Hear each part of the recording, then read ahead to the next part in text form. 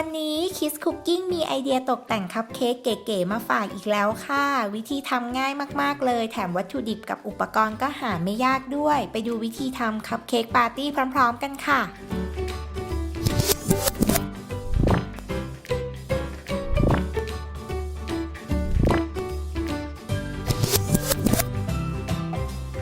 นำบัตเตอร์ครีมที่เราเตรียมเอาไว้นะคะบีบลงบนคัพเค้กใครจะใช้หัวบีบแบบไหนหรือว่าบีบออกมาเป็นรูปยังไงก็ตามชอบเลยนะคะ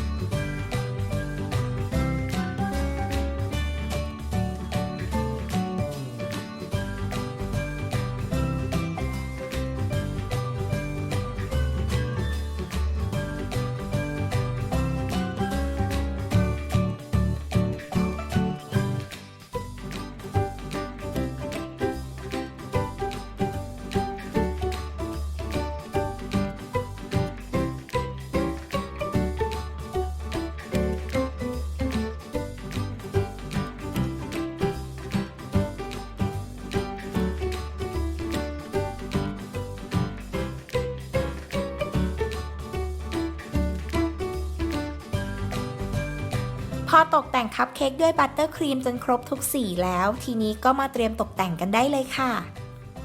จากนั้นก็นำคัพเค้กมาวางตกแต่งได้ตามชอบเลย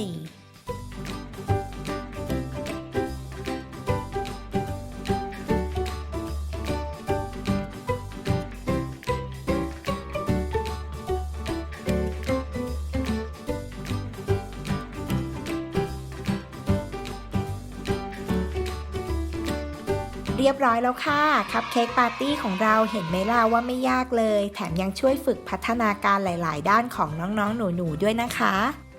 ครั้งหน้า Kiss Cooking จะมีเมนูไหนมาฝากกันอีกกด Subscribe Kiss Kitchen เอาไว้แล้วก็อย่าลืมกดกระดิ่งอัปเดตคลิปกันด้วยนะคะ